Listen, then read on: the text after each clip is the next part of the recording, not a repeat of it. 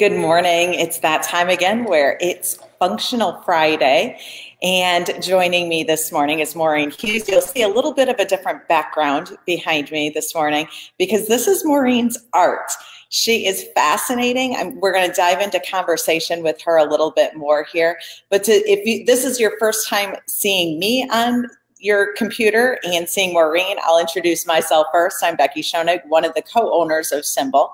Symbol is a healthy lifestyle-focused restaurant where we focus on just whole food ingredients. Food as medicine is what we like to say, and doctors tend to be sending their patients straight to us. So I like to say we're the pharmacy for those doctors as well. And Maureen is one of those doctors. She's a customer, and she has turned into just an amazing friend, woman, inspiration, all of the above. So we're going to dive in and ask her some questions on who she is, what she does, and let's see what kind of secrets we can pull out of her. Uh-oh. So good morning. How are you? Oh, good morning, Becky. I'm doing great. Thanks so much for that kind introduction. I'm here at also Medici Media Space, and I had no idea where we were going to end up this morning. And I see this amazing background that I happen to paint. I'm like, really honored that you were choosing to sit there. Well, yeah. I mean, it's always interesting. I like to say that spirit is constantly guiding us. So when I walked in here this morning and recognized that the space that I'm usually in was booked, and I'm like going, my first instinct, and you get this and understand this, first instinct is, oh, great. Now where do I have to do this? I know. But when you listen and you just observe what else is there, you go, oh no, this is actually the perfect spot for me to be having a conversation with you this morning. And I have to say that your hair beautifully matches my paintings.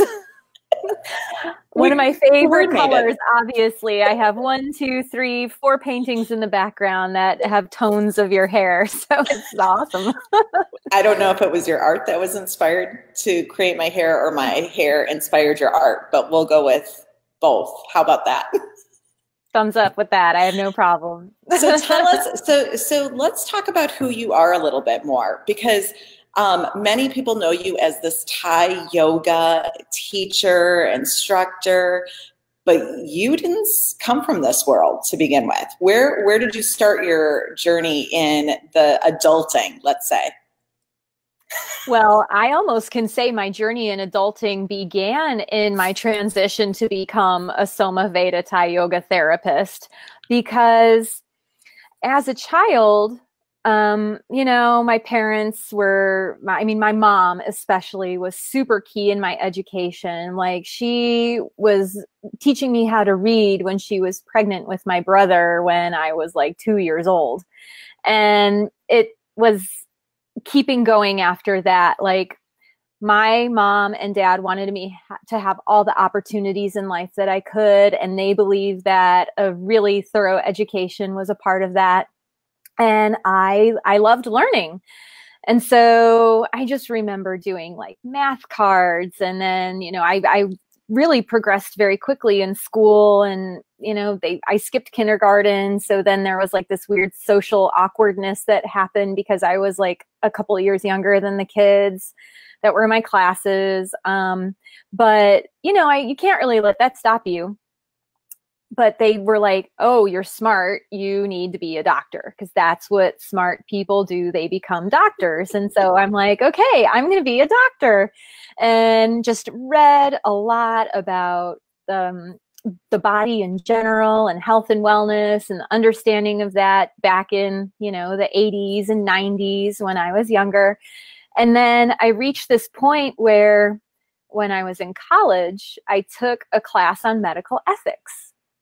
And up until that point, I was like, yes, I'm going to be a physician. Yes, I'm going to be a physician. And I took that class and I'm like, oh, wait, I did not understand that there was so much more to consider.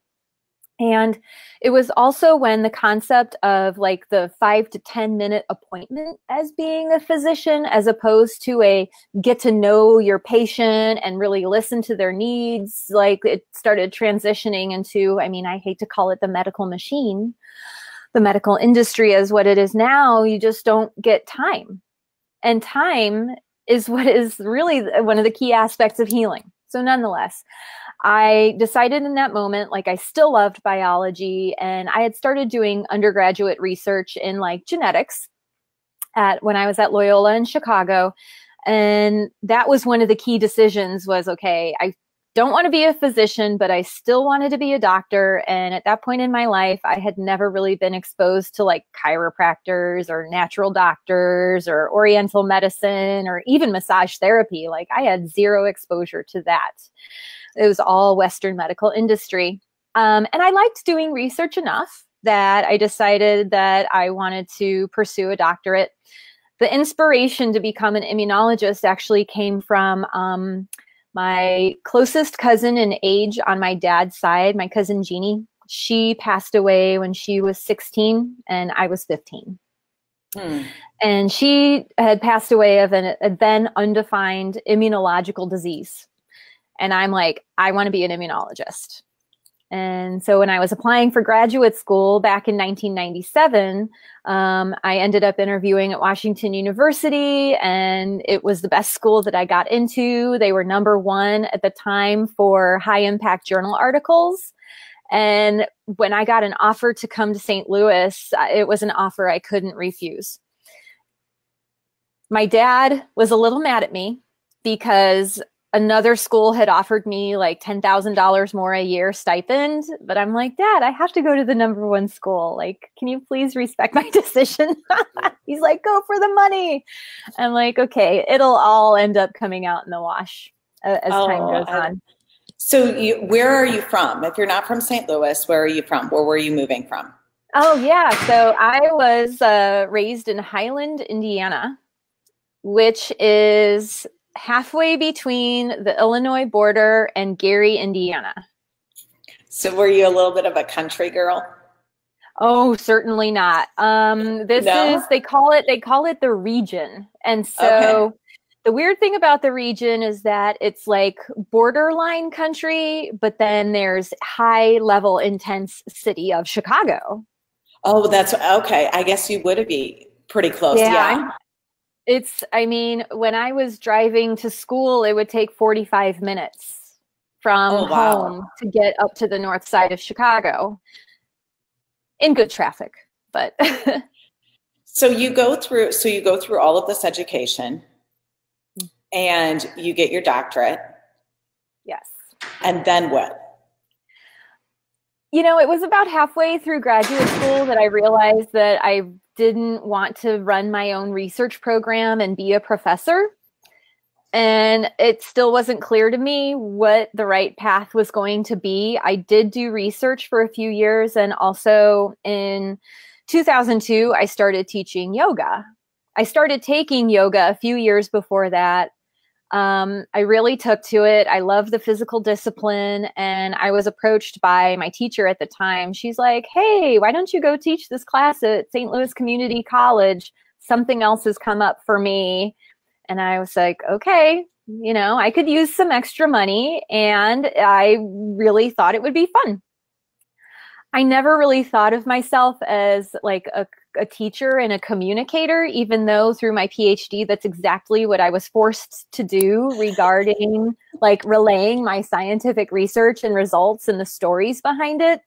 But I really started coming out of my shell as a yoga teacher, because here I am. It's like, whether I have 3 people in class or I have 35 people in class, I have to be on and aware and give the instructions and make sure that nobody's going to hurt themselves. Right, right. So I'm curious. Yeah. I'm curious, what did Mom and Dad say because you are highly educated. I mean, we can go into all kinds of areas that you're educated in, but you were on track to be a doctor, professor, and now you go down this Thai yoga, Soma Veda, Thai yoga, yoga instructor, all this. You're kind of going polar opposite from doctorate to now over here. What did Mom and Dad have to say with all this education? Yeah, they were a little freaked out. But this is how I ended up negotiating it in my mind. So after working in a lab and teaching yoga, I had a lot of debts to pay off that it wasn't going anywhere. I really went on a strict budget, but still, like it wasn't going anywhere. And I ended up actually getting a job in the biotechnology industry as a sales rep. Okay. Now, when I say that, that doesn't mean I sold pharmaceuticals. I actually have always kind of been against pharmaceutical use. But what I did was sell into labs the research tools like DNA preparation kits and RNA purification kits and protein purification kits and services that scientists would use, not just for like pharmaceutical research, but for basic research also. And that's one of the things I loved about it, is that I had the ability to go into all different sorts of labs, all different sorts of model systems, be it worms or mice or humans or any other animal you can imagine. And the tools that I had to offer could help them with their research. So I did use my PhD, and I had 2 different jobs in biotechnology over the course of 7.5 years. Yeah. But again, I was Midwest territory manager. I was a salesperson. And, you know, I will tell you, one of the best things about sales is that you have unlimited income potential. One of the worst things about sales is that you are your own boss, and you're kind of like your own slave driver, you know? And I couldn't help myself but to achieve. And I reached #1 in my division for both of the companies that I worked for. And I burnt myself out. You know, I really missed the yoga. I missed the interaction. I was lonely being on the road all the time, even though I was like during the day constantly surrounded by people. And it was just time for a big change. And I'll admit, like 2013 was like one of the hardest years, because I told myself I could do it. I could do it. I could reach this goal. I had like a financial goal in my mind of how much money I wanted to have in the bank before I retired. So this was all very planned. It wasn't like a drop in the hat, but at the moment where I realized that I couldn't do this anymore because it was driving me to a place of no good, I couldn't remember what I wanted to do. Like, I knew I had set up this plan after 3.5 years to like move on and do something in health and wellness, but I was so low in my life that I couldn't remember. But at the time, I was lucky enough to have a boyfriend, and he literally shook it out of me. Like, I'm crying, I'm depressed. You know, I'm not going to lie, I was suicidal. I like didn't know. He's like, Maureen, you need to go on medicine. I'm like, I don't want to go on medicine. And he's like, well, what do you want to do with your life? I'm like, I want to be a Thai yoga therapist. And he was like, what's that? And I'm like, well, it's when you kind of are like doing yoga on other people, and you bend them and stretch them, and you help them have a lot more energy and make them feel really good. And he's like, well, why don't you do that? And I was like, okay. So literally 2 weeks later, I was in a class reviewing Thai yoga therapy up in Chicago. I think you hit on a couple of things, and this is not the first time somebody has said this. How often are we suppressing something in us that needs to come out, which is, what do you really want to do? What do you really want to be? And the quick response and answer, like your boyfriend had said, you need to go on medication, becomes a quick and easy fix, when the reality is that there's something in you. It just needs to come out. It needs to be expressed. It needs to be shared. And through your breakdown, your meltdown, you didn't go for a prescription. He got you so frustrated and so upset that you just yelled it out, what it is that you wanted. Well, it is interesting. And, you know, as much as I am against pharmaceutical medication, one of the reasons why I am is because I did go on it. I went on Lexapro because after my Thai yoga therapy schooling, I was up in Chicago and I was home for Thanksgiving, and I still was not feeling good. I was having the bad thoughts. Mm-hmm. And I thought it was going to give me a fix. And, you know, I ended up going on like low dose Lexapro. I was on 10 milligrams, and I like knew the moment that I went on it that I needed to get off of it as soon as possible, and that I needed to take action as soon as possible to get everything in place so I could go off of it and be more mentally stable. That's where coming to like the kind of coming to God moment came in, because I needed to completely change my lifestyle and the way that I was treating my body. Because when you're traveling full time, like, and you have an expense account and everybody pays for everything, like, I went hog wild. I really did. Like, I did not limit myself in ways that, normal human beings would. I mean, I personally, my comfortable weight is like 137 to 147 pounds, like all in there. I feel good. I feel strong. If I get lighter than that, I don't feel good. If I get heavier than that, I feel sluggish. And I had gotten up to 175 pounds. So being 30 to 40 pounds overweight for my frame, where I felt good and strong, something definitely needed to change. And part of that was getting back into the physical discipline of doing Thai. And then part of that was I actually went to India to do a panchakarma detoxification. And that was the second time that I did it. The first time was in 2010. It didn't take, like, all the changes in behaviors that they tried to teach me the time I was there. Like, it did not set in. And so I went back in 2014 and met a woman who shook me to the core and was like, listen, this is your chance to live life again and be healthy and do what you love and take action, and you deserve it. And she was this millionaire from Brazil who never had to work a day in her life because of a divorce settlement. But she was lucky enough to, like, she had an amazing story too. I mean, she's like, I was addicted to like 15 black label medications and alcohol and cocaine and this and that. And I was like, whoa. And when I met her in India, she had gotten off of everything except she was taking 3 shots of vodka a day to calm her nerves. And she's like, I want to be off of that too, but $54 million in your bank account. And like the biggest search that you have is to get sober. Like, God bless her, and God bless her for talking to me and like sharing her story. She's just such an inspiration. And so like in that moment, I was like, okay, all right, I'm done.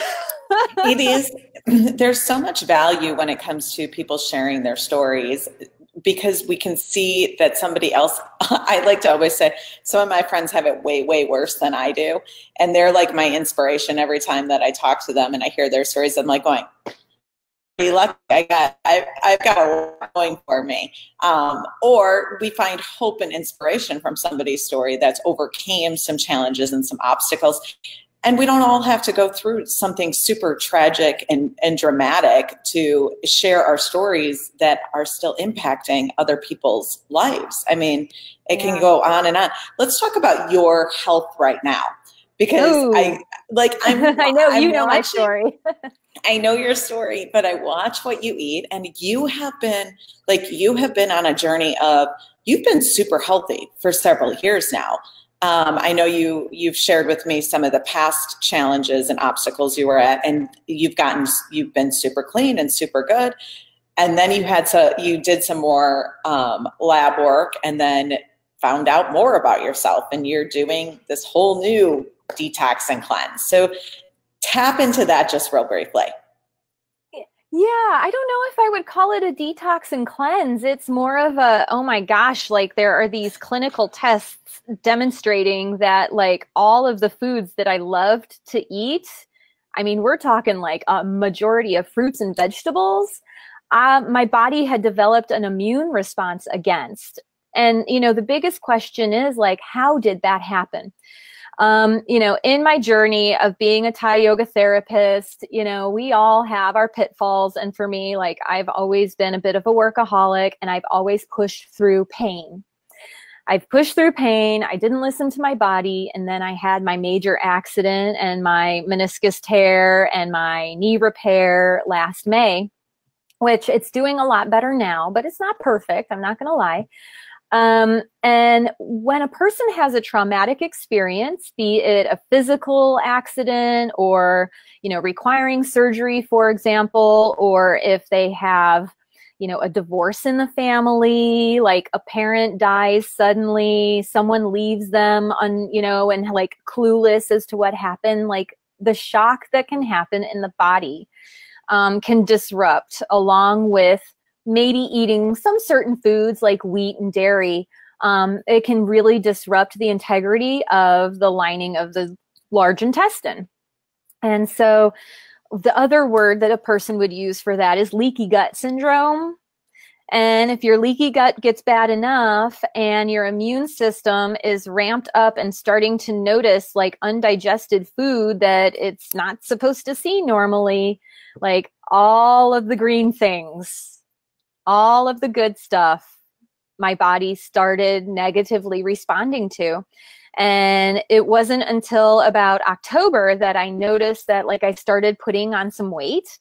And I thought at first it was like, oh, it's because I'm not as active. But then like I had started going back to work and being really active and working on people, 5 or 6 hours a day, not every day, 7 days a week, but working a lot.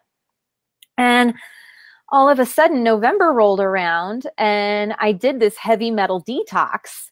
And then after the heavy metal detox, like my body shifted and I gained so much weight so rapidly. I talked to my boyfriend, Dr. Matthew Flory, a functional health team. I'm like, okay, dude, I need to take a food sensitivity test because something is going on and I need to know. And I got those results and he was kind enough to wait until after my students graduated from, I run this certified Thai practitioner program. It's a 164-hour program. So he waited until they graduated. That next weekend we sat down and talked and he's like, Maureen, you don't even understand. Like I was crying when I saw your results. He's like, this is the worst case of like food sensitivity I have ever seen. And I'm like, well, I got really angry and cried for about a day. And then I just got to work and I started planning my orthomolecular rotation diet based on the foods that were okay per the sensitivity test that I took. I did take a test that had a lot of analytes on it. And I'll tell you, eating has become a strange experience. Like putting nutrition in my body is like, okay, I know I need to eat, but I also have a very different way of looking at food now. Like food is still a pleasurable experience. It is tasty, it is nutritious, but now there's like this other component to it, which I still can't define, that wasn't there before. I can't just go down to the taco joint and have a taco. Mm-hmm. Yeah. I have to be really careful about preparing my own food. And it's like to the point where like, I can't really eat out anywhere. I can eat a few things at your restaurant, thank goodness, but until like I reach that next level of being able to add in some more foods. I mean, Becky, it's crazy. Like I was mostly vegetarian and now like everything that I can eat is like meat and cheese and eggs. And these were things that I basically shunned, which is why they didn't come up as positive on my food sensitivity test. And it's been interesting because like my body was telling me before my food sensitivity test, like I had this weird thought like, Maureen, you have to go on the keto diet. And I'm like, shut up. Like, what are you talking about? But that is basically like what I'm filling my body with right now is keto. I'm not trying to go into ketosis. Like I'm not intentionally trying to do that to myself. But the way that I eat is very much like that. And it's strange. It's very much, you're explaining exactly why it is that in part, why we've created Symbol to be what Symbol is. There is not one pathway to health when it comes to food. And even some of the good foods that most would say these should be healthy and good for you are not healthy and good for everybody.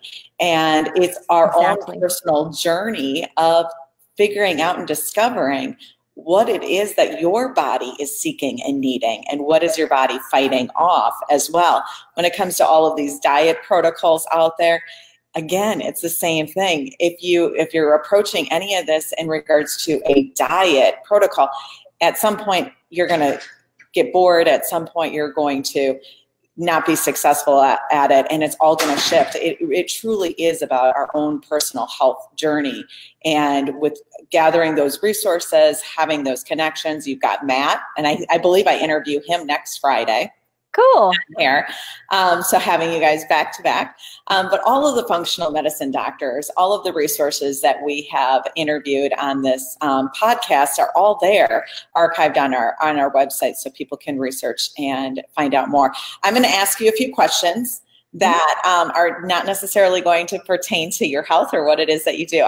And this first question you've answered on when I asked it on Facebook one time, I went, and I think I know the answer. Now it makes more sense. On a scale of 1 to 10, 1 being super, having zero confidence, 10 having the utmost confidence, where do you fall on a scale of 1 to 10? Oh, gosh. Oh, yeah, I answered that a long time ago, didn't I? You know, we all have these internal battles and like demons and old things and memories and like what our parents said and other people that may have like traumatized us from like not being that whole human, like I'm going to kick the butts world type of person. Yeah, so like most of the time I fluctuate like around a 10. But then all of a sudden it'll be like something will happen and something will trigger. And I'm like, oh my gosh. And then I think I've mentioned like part of the program that I teach emotional freedom technique. And I'm going to tell you that tapping stuff is amazing, because once I realize like why the memory is there or why the trigger is there, it's like, oh, there's this old memory. Oh, can I resolve this emotion? And it's like, I don't know. Is it ever going to end? Like, is there going to be an end to the triggers? You know, I don't think so. But the fact is that, you know, Becky, I mean, people years ago were like, Maureen, you need to like totally expand your business. And I'm like, oh yeah, it's fine the way it is, you know, until like I've just reached this coming to Medici moment, like, which is there's so many people working so hard to do everything that they want to do. And there's so much support. I'm just like, dang it, I'm going to take it to the next level. And of course, the universe will guide me. And of course, there's going to be challenges, but I have to do this next step. You know, there's no choice. Yeah. Okay. So I think you're a 10 most of the time. At least that's how I perceive you. And it makes complete sense now that I know more and more about your story in regards to all of the education you have. And then you incorporate the sales into that. You can't be the #1 top salesperson in a company and not have self-confidence. I'm just going to say, I'm going to view you at a 9 or a 10 almost every single day. Oh, well, you know, sometimes I just hang out in my room by myself when I'm feeling like a 1. So I hear you. I hear you. We all have those. We all have those days. Now that you're eating cheese again, what's your favorite cheese? Oh my gosh, I love them all. But I have noticed that like mozzarella doesn't treat me very well. Okay. Yeah. No, I love them all. I can't even tell you. I can tell you this because I'm a Wisconsin girl and I love all cheeses also. I haven't not eliminated dairy from cheese is a food group for me. Oh yeah, of course. But since I'm gluten-free, I really miss fried cheese curds. Like that's one thing. Yeah, I know. I miss it. I miss it a lot. I'm gluten-free and grain-free as well. And what I tried to just fry cheese in oil. That was like, it did not work. You can't do it. No, thank you. Anyway, no, thank you. What's your favorite recipe that you've created since discovering this new way of eating? Oh, goodness. So I call them the pizzettas because I can't do any grain. And so I'll take either beets or zucchini or eggplant or yams or sweet potatoes, which are like kind of the major vegetables I can do right now. Just slice them like a quarter of an inch thick, steam them, and then you put them on a baking sheet and then add spices and cheese or whatever you want. But yeah, I call them the little veggie pizzettas. Those are easy and fun, and they have cheese. I know. I love seeing you warming up your plate sometimes up here at Medici, and I walk in and I'm like going, "Ooh, broccolini with cheese. That looks delicious." I love broccolini. Oh gosh, if I couldn't have broccoli, I don't know what I would do. That's awesome. Okay, we're going to go ahead and wrap this up. Maureen, I want to thank you for joining me today. This lovely art that's behind me is Maureen's art. It's up here at Medici Media Space for sale. Maureen, please post in the comments any upcoming events or anything like that that you have going on. She is an instructor, so if Somaveda Thai Yoga is something that you find inspiring and could see yourself doing someday, Maureen's the one to reach out to because she has classes going on and is teaching people to do exactly what it is that she does. Maureen, I want to thank you again for all of the work that it is that you do. You're an inspiration not only for those on their health journey, but to women as well, doing what it is exactly that you feel like you are called to be doing. I'm Becky Schoenig, one of the co-owners of Symbol, a healthy lifestyle-focused restaurant located in Kirkwood and in Chesterfield, Missouri. If food is medicine, Symbol is your pharmacy. A couple of upcoming events that we have going on is next week, Wednesday, will be our grain-free baking class. So if you are gluten-free and you are trying to figure out exactly how to create some of the baked goods that it is that we sell in the restaurant, we're going to be taking you through the basic recipe that can then expand into all kinds of areas. So I'll make sure that that link is put into the comments. And then the following week, we have Kimberly Leving. She was one of my guests earlier, I believe it was last month. And we are doing a 3-course fermentation dinner that evening where you'll get to experience the foods that she's explaining and then walk out with some of those recipes in hand as well. Thank you again for joining me. You can go onto our Symbol website, www.mysymbol.com, and go to Functional Fridays where all of our recordings are archived on there as well. So thank you, and I will see you next week with Dr. Matt Flory. Thanks, Becky. Thank you.